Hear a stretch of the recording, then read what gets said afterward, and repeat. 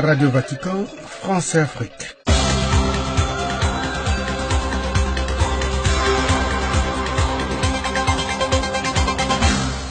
Nous allons, dans le cadre de l'actualité de l'Église, décortiquer au cours de différentes éditions de notre programme le dernier message des évêques de la République démocratique du Congo sur les conditions de vie de la population dont ils ont la charge pastorale. Pour le faire, Radio Vatican s'est entretenu avec Monseigneur Fridolin Ambongo, archevêque de Mbandaka Bikoro et vice-président de la conférence épiscopale de son pays. Aujourd'hui, il commence par nous parler de l'intitulé même de leur message, à savoir « Le pays va mal, debout Congolais ». Le titre en soi est tout un enseignement. Il suffit de regarder notre peuple, le peuple congolais aujourd'hui, c'est un peuple courbé. Il est courbé sous le poids de toutes sortes de vicissitudes qui sont tout simplement dues à la méchanceté de l'homme. Et cet homme, malheureusement, ce sont nos frères et sœurs, congolais et congolaises.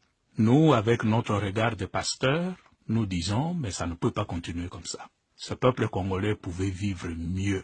Il a tout ce qu'il faut pour vivre mieux. Mais pourquoi il ne se redresse pas conformément aux vœux de père de l'indépendance? Dressons nos fronts, longtemps courbés, et ce front va rester courbé pendant encore combien de temps?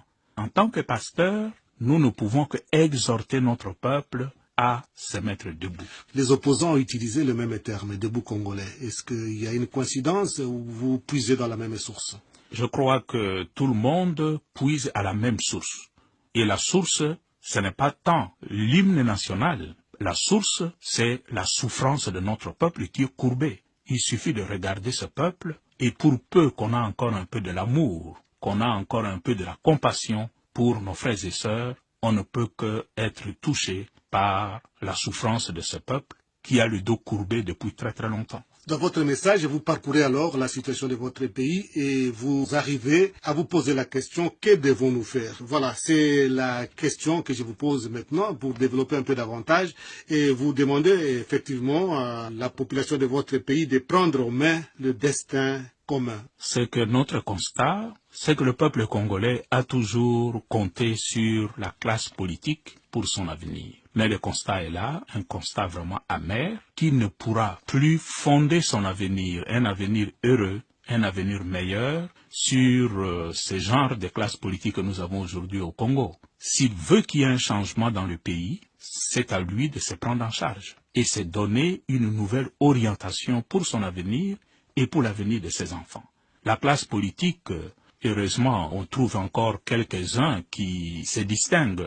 Malheureusement, leur voix ne se fait pas entendre. On a l'impression qu'il y a un système qui s'est mis en place au Congo, qui broie la bonne volonté, qui noie les efforts de ceux qui voudraient tirer le pays vers le haut pour que le pays continue sa descente aux enfers. Et nous ne pouvons pas rester bras croisés devant une situation pareille. C'est pourquoi nous, en tant que pasteurs, nous exhortons notre peuple à ce courage prophétique, à ce courage qui fait délier des liens et qui permet à un peuple de faire le saut qualitatif pour son bien. Pour son bien, mais sans tomber dans la rébellion, dans le désordre. Nous, en tant que pasteurs, nous ne pouvons jamais inviter à la rébellion, mais se prendre en charge ne signifie pas nécessairement entrer en rébellion et continuer à tuer les autres, mais il y a des droits civiques qui sont reconnus au peuple dans la Constitution et on peut le faire comme nous les évêques nous faisons. Monseigneur, avec un peu de recul, n'avez-vous pas été naïf avec les politiciens qui sont habitués aux intrigues, aux coups bas, aux calculs parfois malhonnêtes?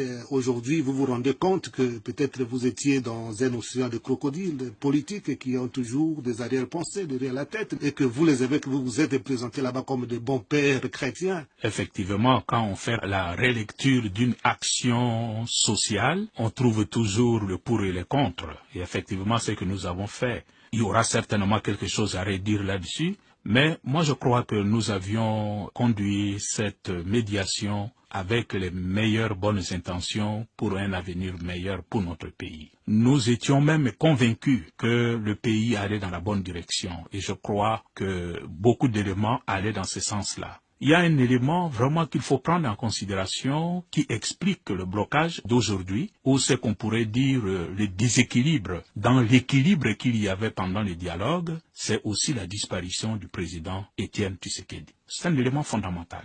Et le soir de sa mort, quand nous avions reçu cette information, nous avions compris tout de suite que quelque chose allait bloquer dans la machine que nous essayons de conduire. Et c'est ce déséquilibre, malheureusement, qui a été exploité par le pouvoir en place, comme, désormais, il n'y a plus rien en face, on peut faire ce qu'on veut, inutile d'aller dans le sens de l'accord. C'est ça qui nous a conduit dans la situation de blocage d'aujourd'hui. Le travail que nous avons fait, ça a conduit quand même à un accord. Et l'accord est là. Et cet accord s'impose à tout le monde, de l'opposition que de la majorité, et nous devons tout faire de se mobiliser pour que cet accord soit suivi d'application. Et nous n'avons jamais désespéré qu'on ne peut pas appliquer cet accord. Il est applicable dans le contexte actuel. C'était Monseigneur Fridolin Ambongo, archevêque de Mbandaka-Bikoro en République démocratique du Congo et vice-président de la conférence épiscopale de son pays.